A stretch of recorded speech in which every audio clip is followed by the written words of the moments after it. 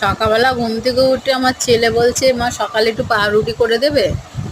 তার মানে শুধু শুধু পাউরুটি দেবো, এই জন্য একটু সস দিয়ে এই দিয়ে করে দিলাম, ছোটোখাটো পিৎজার মতো।